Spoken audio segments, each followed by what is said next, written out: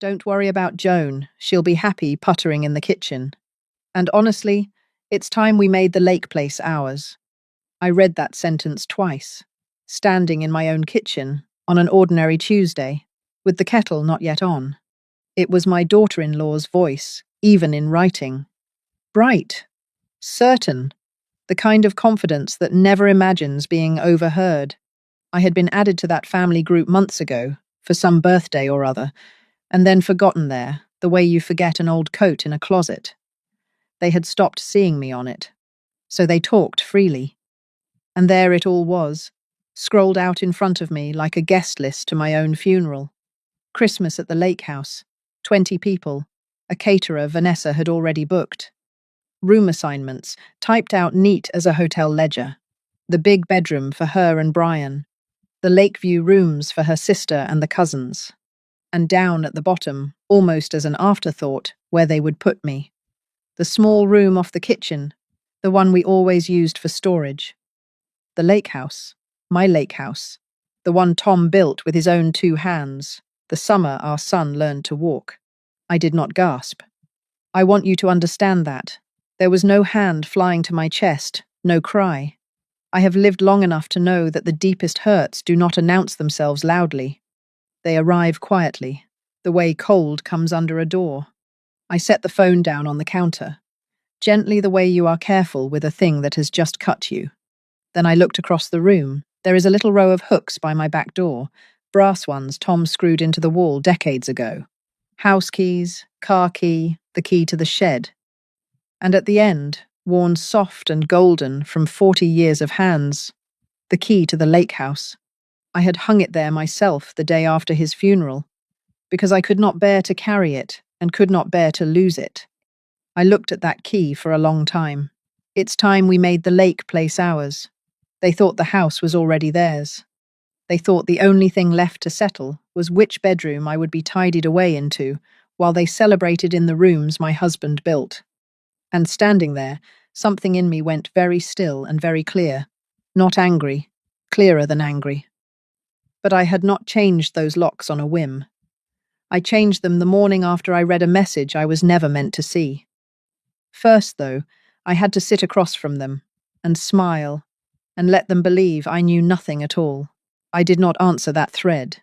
I did not type a single word. Instead, the next morning, I called my son. The way a mother calls her boy on any ordinary day, with the radio on low and a cup of coffee going cold beside me. "Brian," I said, "I hear there's talk of Christmas at the lake." "Oh, good, you saw," he said, easy as anything. No pause, no catch in his voice. "Yeah, Vanessa's got the whole thing handled, Mom. You don't even have to lift a finger. Just do your famous ham and let her run with the rest." He laughed a little. "You don't mind, right? You don't mind, right?" As if my house were a hall they were renting, and I were the woman who came with it. "Of course not," I said. "I'll do the ham." And that was that. He never asked if I wanted 20 strangers in Tom's house. He never asked if I wanted to host at all, or whether I might like, for once, to be a guest at my own table instead of the help. He never asked if I wanted to come. An hour later, Vanessa's text arrived, cheerful as a Christmas card. A little checklist, just for me. "Joan Ham, your rolls, the good tablecloths, and can you have the back room cleared out by the 23rd so we have storage? You're a gem." A small heart at the end. The back room. So I would clear out the storage room myself, to sleep in the house my husband built. While her sister took the room with the view of the water, Tom and I used to watch the sun come up over. I read it twice. Then I typed back, warm as anything. Happy to, looking forward to it. I even added a little heart of my own. Because here is what I have learned in 73 years. A woman who has already decided does not need to argue. Arguing is for people still hoping to change someone's mind. I had stopped hoping. And a quiet woman is a woman nobody watches. They mistook my yes for gratitude. It was the last thing I ever said yes to on their terms. That night I could not sleep, and in the dark my mind did not go to the message at all. It went back. All the way back to the summer, the lake house was only a frame and a promise, and a man with sawdust in his hair. Tom built that dock the summer Brian was 3. I can still see him out there in the shallow water, with his trousers rolled up, setting each board by hand, sweating through his shirt, while our boy splashed around his ankles. He wasn't a builder, by trade. He was an insurance man with careful hands and more patience than any person I ever knew. But he wanted his family to have a place on the water, and so board by board, summer by summer, he made one. The house came the same way. A frame and a promise the first year, walls the next. A real kitchen the year after that, with a window over the sink so I could watch the children while I cooked. He used to say he built that window for me special, so I'd never have my back to the lake. And I filled those rooms. Lord, how I filled them. 40 years of summers. I taught every grandchild we had to swim off the end of that dock, holding their bellies in the cold water until the day each one of them kicked away from my hands and didn't need me to hold on anymore. I made pancakes on Saturday mornings that brought them stumbling out of bed by the smell alone. And the winters were my favourite. The lake froze hard and white, and we'd build a fire that roared up the chimney. Tom laid stone by stone, and the whole house would smell like cinnamon and wood smoke and roasting meat. Christmas after Christmas, that house held every person I loved, all under one roof, warm against the cold coming off the ice. I hosted all of it, gladly.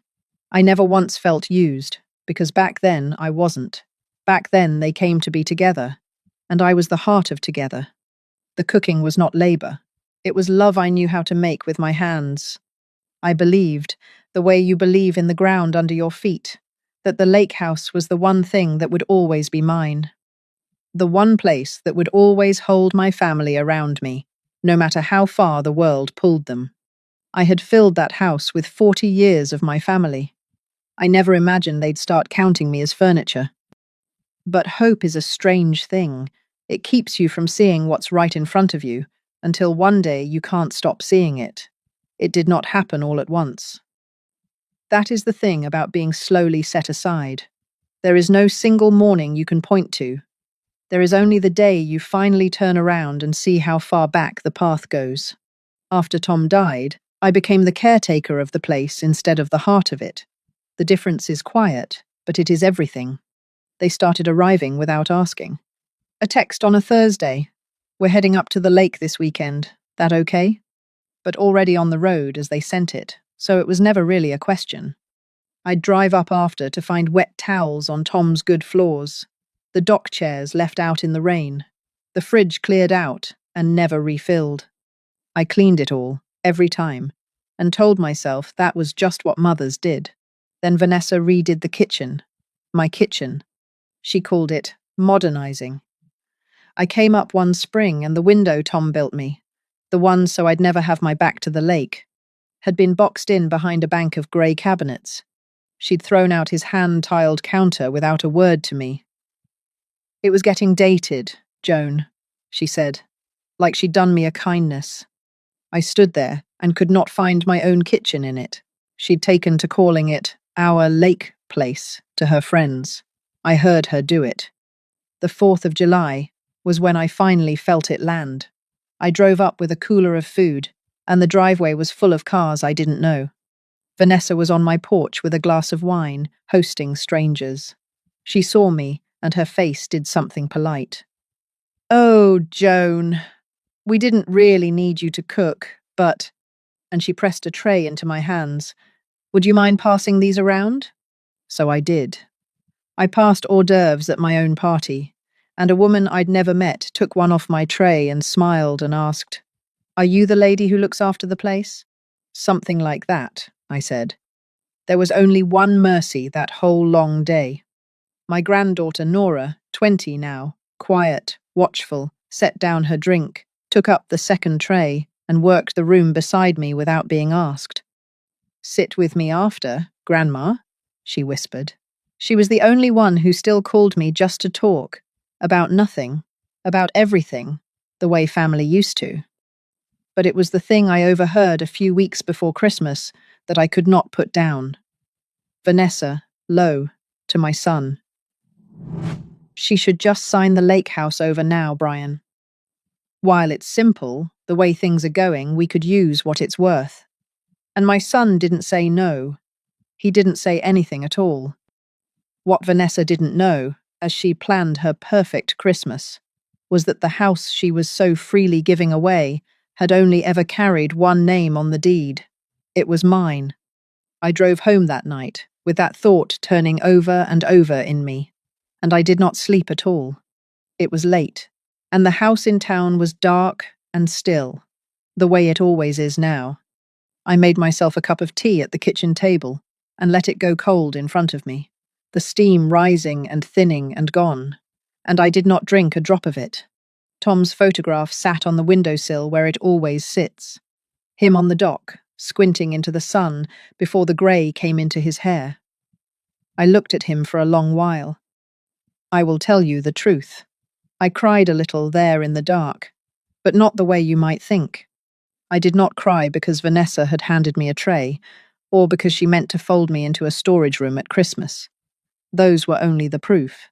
I cried because of how long I had let it happen, how many weekends I had driven up to clean their mess and called it love, how many times I had passed the tray and swallowed the word. I had made myself the unpaid keeper of my own marriage, the caretaker of my own memories, waiting, always waiting, to be invited back into a house that already had my name on it. And somewhere in that cold cup of tea, the grief turned. It hardened into something steadier, something clear. I was done waiting to be wanted.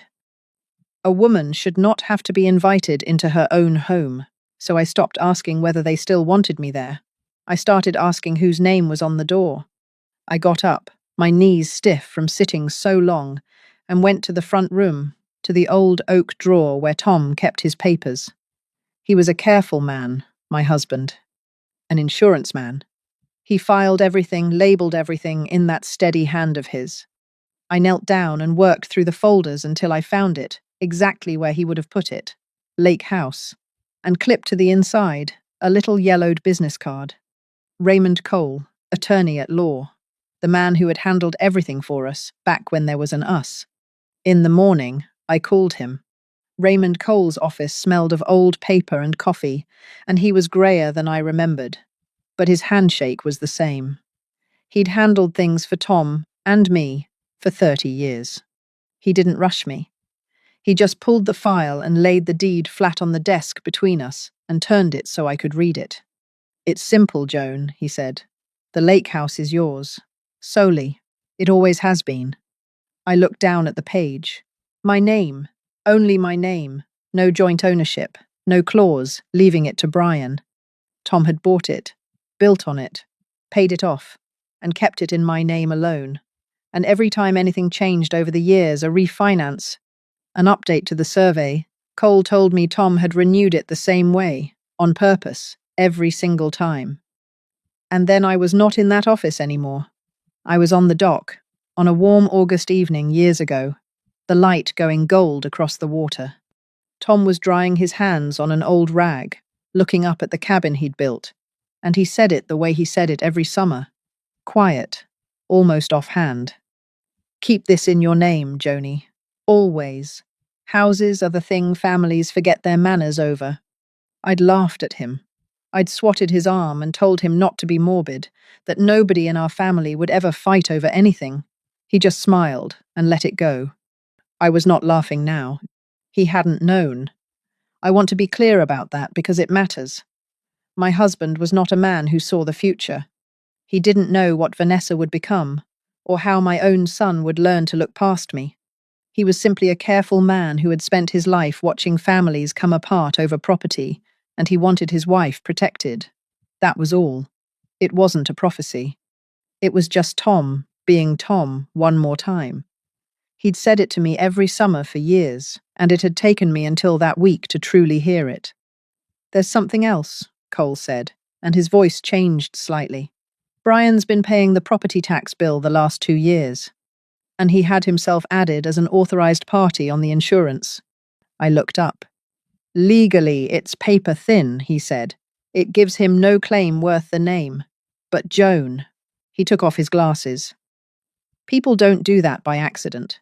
That's the kind of thing a person does when they're laying groundwork.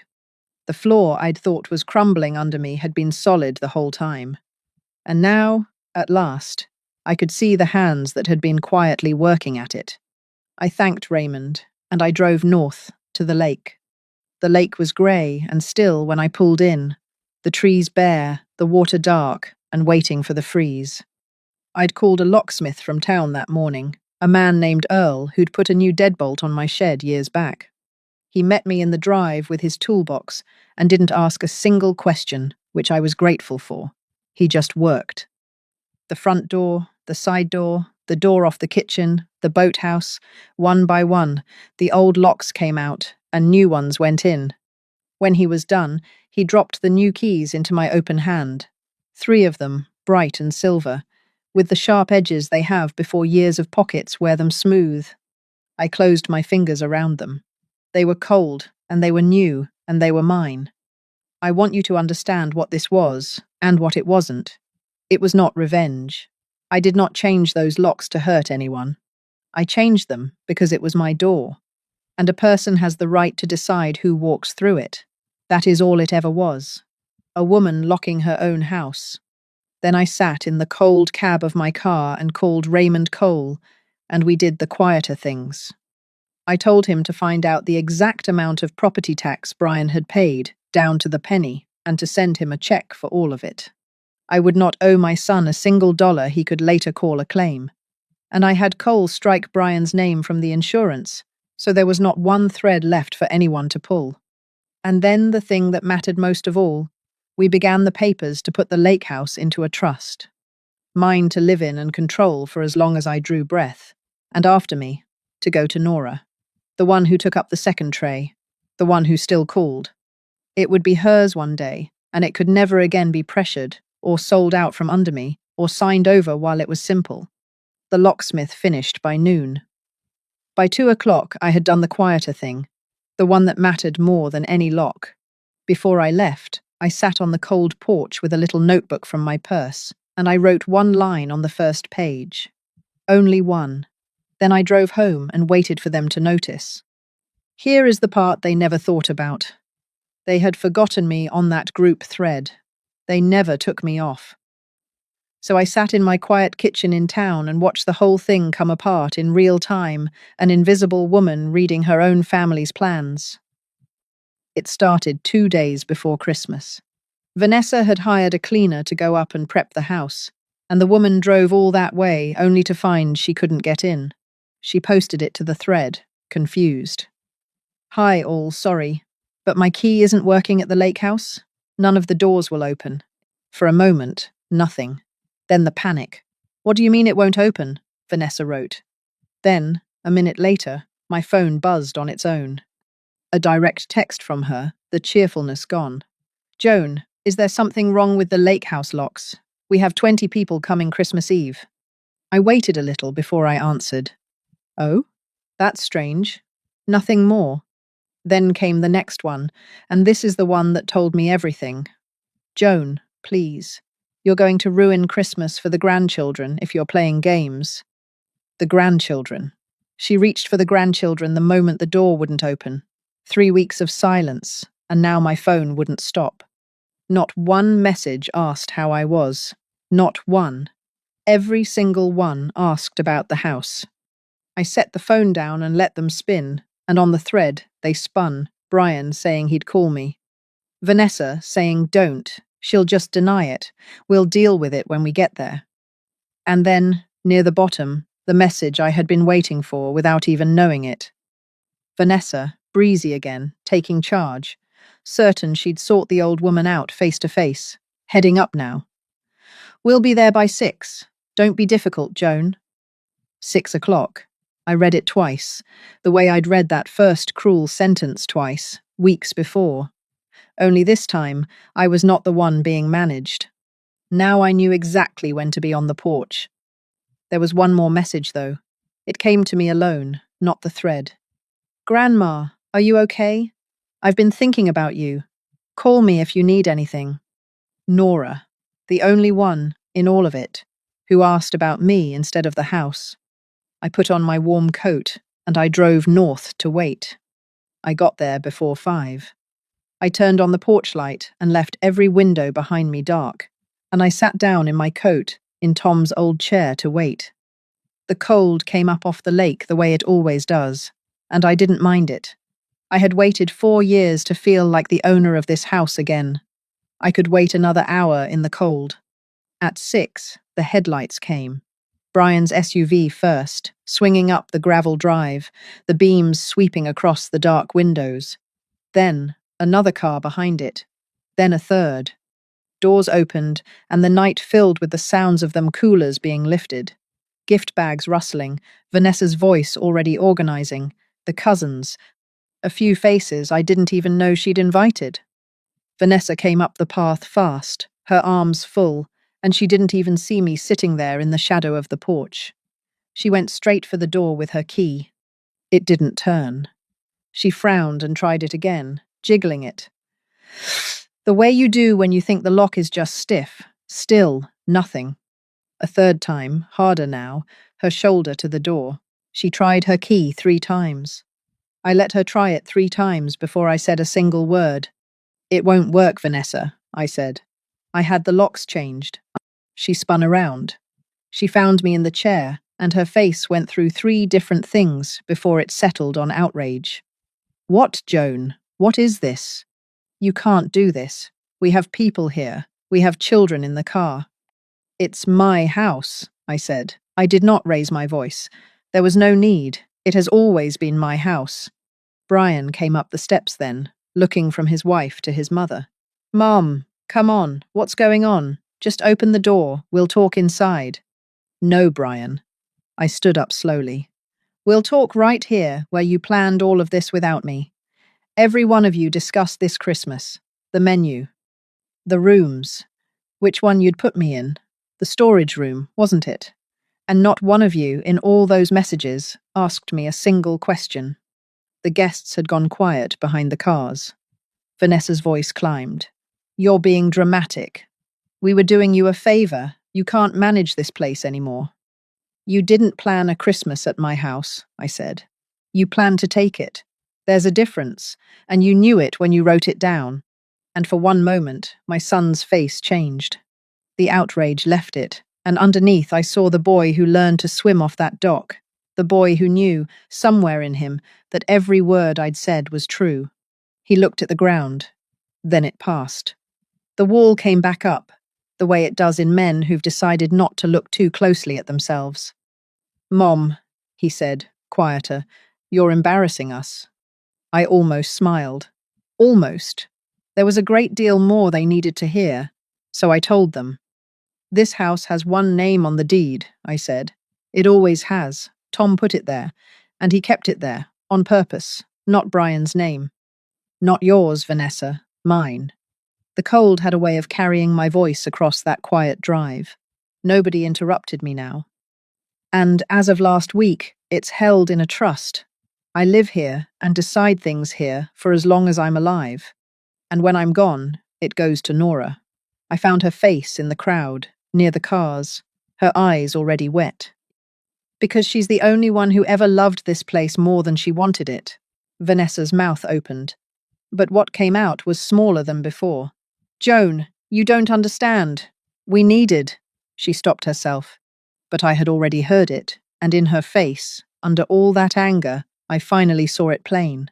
Fear. And then I understood the sentence I'd overheard all those weeks before. The way things are going, Brian's business had had a brutal year, and a refinance they'd been counting on had just fallen through. In their fear, the 2 of them had looked at this house, my house, and seen a way out. I understood it. I want you to know that I did. I had been afraid for money before, in the early years, and I knew the cold weight of it. I even grieved for them, standing there. But understanding a thing is not the same as allowing it. "A hard year is a hard thing," I said gently now. "But it does not make my home your collateral. You could have come to me. You could have asked. Instead, you tried to take it while I wasn't looking." Then I heard a small voice from one of the cars. A child, cold and confused. And whatever else was true, the children had done nothing. The little ones must be freezing, I said. I took out my new key, and I opened my own door. Send them in. There's Coco, and I'll get the fire going. The children are always welcome here. I looked at the adults. You are welcome too, as my guests. When you knock, I sent the babies into the warmth and let the grown ones stand a while longer in the cold with what they'd done. Because here is the truth I had finally come to. I didn't lock them out of my heart. I only locked them out of the rooms they'd stopped knocking on. The cars began to leave, one by one, their tail lights bleeding red down the dark road. But there was one person in all those headlights who never shouted at me. She didn't get into any of the cars. She came up the steps and sat down beside me, the way she used to climb up next to me when she was small.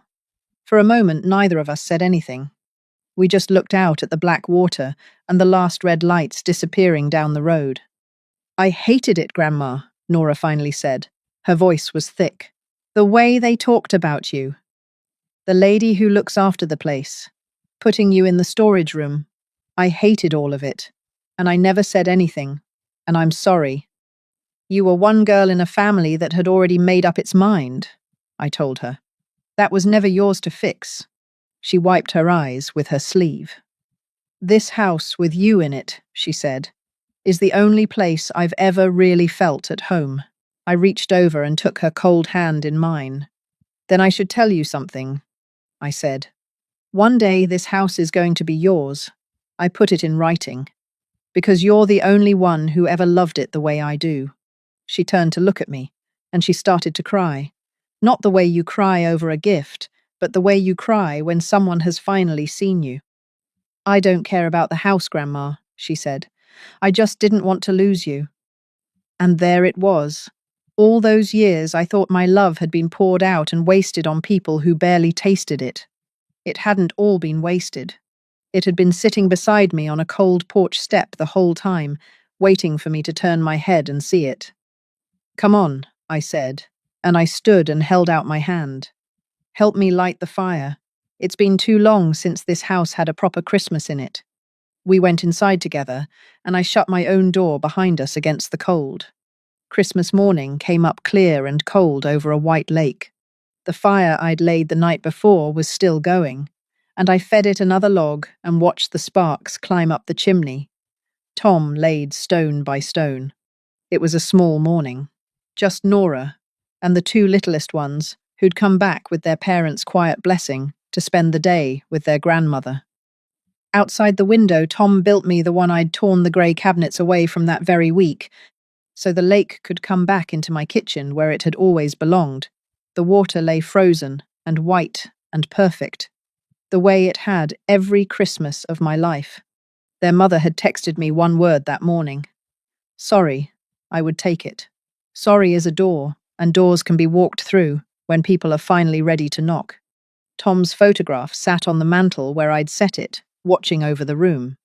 I hung the one ornament that has always mattered to me. On the tree, a little wooden loon he carved. The first winter we owned the place. The children laughed at the fire. The cocoa went around. The house smelled like cinnamon and wood smoke again, the way it was always meant to. At some point, I slipped my hand into my coat pocket and felt the new key there. Already, in just a week, it had begun to wear smoother against my fingers, the way a thing does when it truly belongs to you. And I took out my little notebook and I opened it to the single line I'd written on that cold porch the day I changed the locks. I'd written it when it wasn't true yet. I read it now, and it was. This house holds the people who love me, not the ones who only love what it's worth. I am not bitter. I want you to hear that, whoever you are, listening to an old woman tell her story. I am not alone, and I am not angry. I am home, on my own terms, in the house my husband built and put in my name, with the people who actually want to be here. Tom built that dock to hold weight. He kept the deed in my name to hold something heavier. I didn't raise my voice that Christmas. I just turned a key. Sometimes dignity does not arrive with shouting.